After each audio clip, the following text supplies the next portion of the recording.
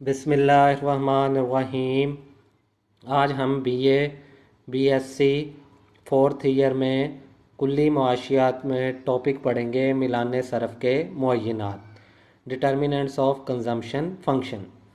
यानी इसमें हम वो चीज़ें डिस्कस करेंगे जिनकी वजह से हमारे अखराजात में या तो इजाफ़ा हो सकता है या फिर हमारे अखराजात में क्या आ सकती है, कमी। तो मिलान सरफ़ के मुअय्यनात में हमने हर वो चीज़ डिस्कस करनी है जिससे हमारे अखराजात अप या डाउन हो सकते हैं। तो बेसिकली मिलान सरफ़ के मुअय्यनात का इन्हिसार दो चीज़ों पर होता है। दो किस्म के अवामल इसमें अहम किरदार अदा करते हैं। पहली किस्म के अवामल हम पढ़ेंगे खारजी या बैरूनी अवामल, ऑब्जेक्टिव फैक्टर्स भी इन्हें कहा जाता है। दूसरी किस्म के अवामल हम पढ़ेंगे अंदरूनी या दाखिली अवामल, सब्जेक्टिव फैक्टर्स भी इन्हें कहा जाता है।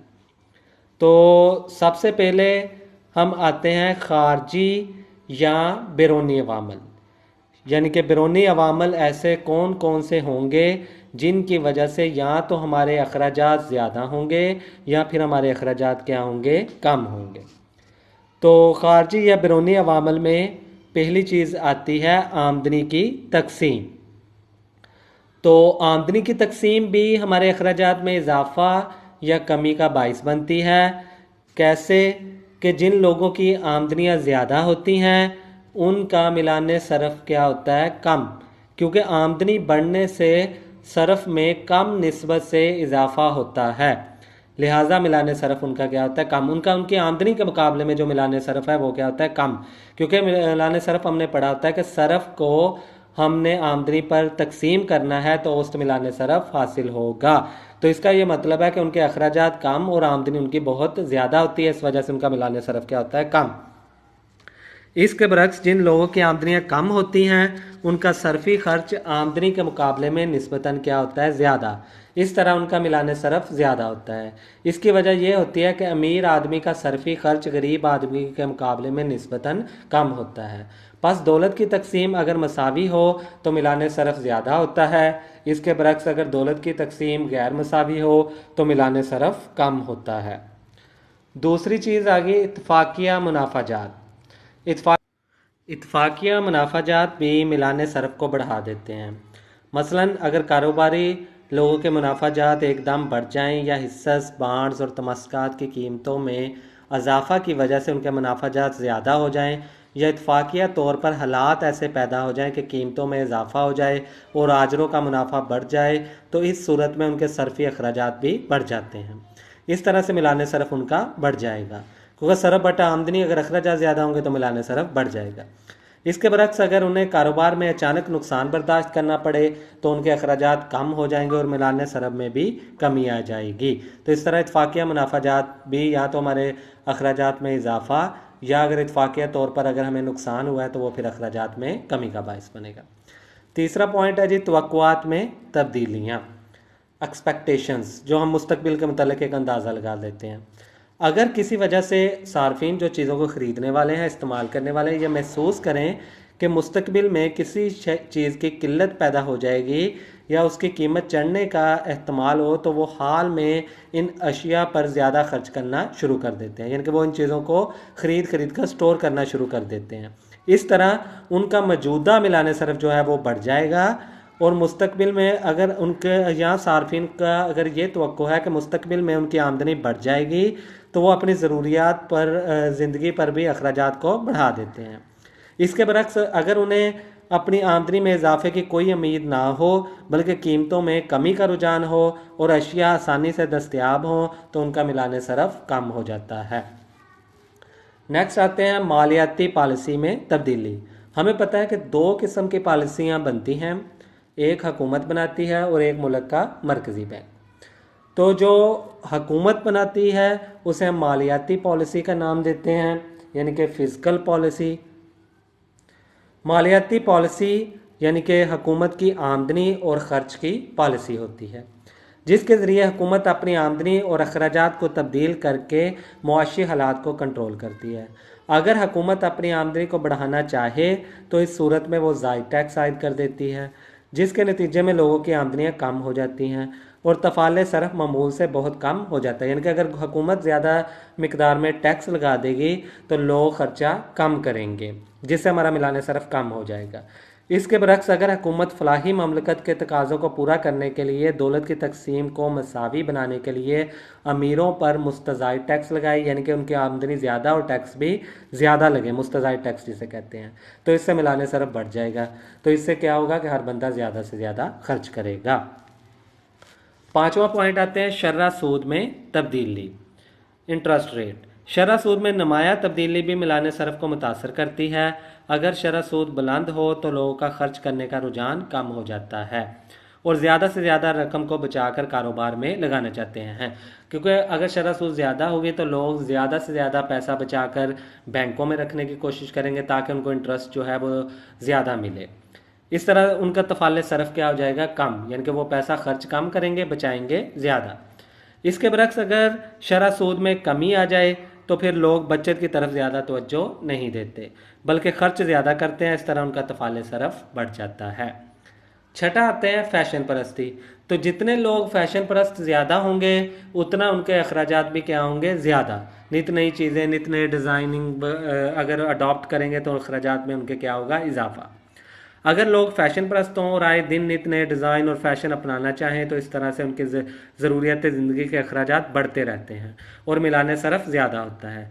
इसके बरक्स अगर लोग जो है वो क़दामत पसंद हों, जिद्दत और अख्तरा का रास्ता ना अपनाएं तो उनके अखराजात कम रहते हैं और यूँ मिलान सरफ भी कम रहता है। उसके बाद आते हैं सातवां पॉइंट है हमारा आबादी का दबाव। आबादी भी मिलान सरफ को बढ़ाने या कम करने में अहम किरदार अदा करती है। अगर कुंभा में आबादी का दबाव बढ़ रहा है तो मिलान सरफ बढ़ेगा, क्योंकि जितनी आबादी ज़्यादा होगी खर्चे बढ़ेंगे। इसके बरक्स अगर कुंभा छोटा हो तो मिलान सरफ कम होता है। अगर लोग ज़्यादा पढ़े लिखे और ज़्यादा तलीम और तरबियत के ख्वाह हो तो मिलान सरफ ज़्यादा हो जाता है। इस तरह से अगर आबादी का दबाव शहरों की तरफ ज़्यादा हो तो अखराजात बढ़ जाते हैं और मिलान सरफ ज़्यादा हो जाता है। इसके बरक्स अगर ज़्यादा आबादी दही इलाकों में रहाइश पजीर हो और तलीम की भी कमी हो तो मिलान सरफ कम हो जाता है। नेक्स्ट पॉइंट है जी सियाल पजीरी की तरजीह, लिक्विडिटी, यानी कि हम नकद रुपया पैसा अपने पास रखने को तरजीह देते हैं या नहीं, तो ये से हम कहते हैं सियाल पजीरी, लिक्विडिटी। अगर लोग ज़र को नकद रखने को ज़्यादा तरजीह दें और ख़र्च करने के लिए तैयार ना हो तो मिलान सरफ कम हो जाता है। इसके बरक्स अगर वो ज़र को नकद रखने की बजाय खर्च करने के लिए तैयार हों तो मिलान सरफ बढ़ जाता है। उसके बाद नेक्स्ट पॉइंट है जी इस्लामी मुआशरा में सरफ़ दौलत का अंदाज़। इस्लामी मुआशरा में दौलत की तकसीम को मसावी बनाने पर ज़्यादा ज़ोर दिया जाता है। इसके लिए अमीरों से ज़कात, खिरात, सदका वगैरह लेकर गरीबों की बेहतरी के लिए खर्च किया जाता है। इस तरह इस्लामी मुआशरा में जिस तरह से सरफ़ दौलत का अंदाज़ा होता है इसके तहत सरफ का मिलान हमेशा ज़्यादा रहता है, क्योंकि पैसा अमीरों से लेकर हमने गरीबों की फलाह पर खर्च करना होता है। सेकंड मेन आ गया जी सब्जेक्टिव फैक्टर्स, यानी कि अंदरूनी या दाखिली अवामल। ये कौन कौन से अवामल होंगे जिनकी वजह से हमारे अखराजात में इजाफा या फिर हमारे अखराजात में क्या आएगी, कमी। तो तफाले सरफ को मुतासर करने वाले दाखिली अवामल का ताल्लुक कारोबारी लोगों के रवैयों और आम लोगों की जहनी कैफियत पर होता है। इस ज़मन में professor J.M. Keynes, John Maynard Keynes ने कारोबारी इदारों, आम लोगों और हुकूमत के इदारों के दर्ज झैल मुहरकात बयान किए हैं जो कि लोगों की बचत की तरफ माइल करते हैं ताकि लोग अपनी आमदनियों में से कम रकूमात खर्च करें और ज़्यादा से ज़्यादा बचतें करें। दाखिली या अंदरूनी अवामल जो हैं वो क्या हैं, उनको हम देख लेते हैं कि वो कौन कौन से ऐसे अवामल होंगे कि जो लोगों के अखराजात में इजाफा या अखराजात में कमी करेंगे। क्योंकि अगर अखराजात में इजाफा होगा तो उनकी बचतें कम हो जाएंगी और अगर अखराजात में कमी होंगी तो बचतें ज़्यादा होंगी। तो पहला है जी मुहर्रक कारोबार। लोग रोज़मर्रा कारोबार के लिए भी रुपए को नकदी की शक्ल में अपने पास रखना चाहते हैं, लिहाजा वो सर्फ करने के लिए तैयार नहीं होते। तो इसका ये मतलब है कि उनके अखराजात क्या होंगे, कम। सेकंड है मुस्तकबिल की ज़रूरियात। बाज़ लोग मुस्तकबिल की ज़रूरियात के लिए भी नकदी की सूरत में रुपया पैसा अपने पास रखना चाहते हैं और उसे खर्च करने से गुरेज करते हैं। मसलन कुछ लोग बच्चों की तलीम व तरबियत या शादी ब्याह के लिए रुपया नकदी की सूरत में रखना चाहते हैं। इस तरह उनका मिलान सरफ क्या होता है, कम, यानी कि वो मौजूदा जो है वो पैसा कम खर्च करते हैं क्योंकि उनको मुस्तकबिल की ज़रूरियात ज़्यादा होती हैं। मुस्तकबिल में उन्होंने बच्चों की शादियाँ करनी है, उनको तालीम व तरबियत देनी है। बाज़ लोग जो है वो मजहबी फ़रीज़ा की अदायगी के लिए भी जाते हैं, हज वगैरह के लिए, उम्रा वगैरह के लिए, तो उनका मुस्तकबिल में अंदाज़ा होता है कि उन्होंने वहाँ जाना है होता है, तो वो फिर मौजूदा अपने सरफ को, अपने अखराजात को कम करके अपने मुस्तकबिल की ज़रूरियात को पूरा करते हैं। उसके बाद नेक्स्ट है जी नागहानी हालात। बाज़ लोग नागहानी ज़रूरियात मसलन बीमारी, बेकारी, हादसे, मौत और जंग वगैरह के लिए भी रुपए को नकदी की सूरत में रखना चाहते हैं और ख़र्च करने को तैयार नहीं होते। इस तरह उनका मिलान सरफ कम होकर रह जाता है। इनके बहुत सारे लोग जो हैं वो मुस्तकबिल में किसी भी नागहानी ज़रूरत से निपटने के लिए नकद रुपया पैसा अपने पास रखने को तरजीह देंगे। नेक्स्ट पॉइंट है जी चौथा, तखमीन या सट्टाबाजी।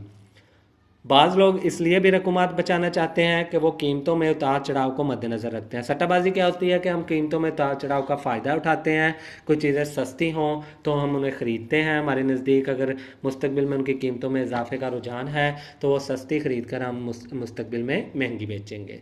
तो सट्टाबाजी में रुपया लगा सकें ताकि वो ज़्यादा मुनाफा कमा सके, तो इसलिए लोग वहाँ पर रुपया पैसा लगाते हैं, इसलिए उनका मिलान सरफ कम होता है।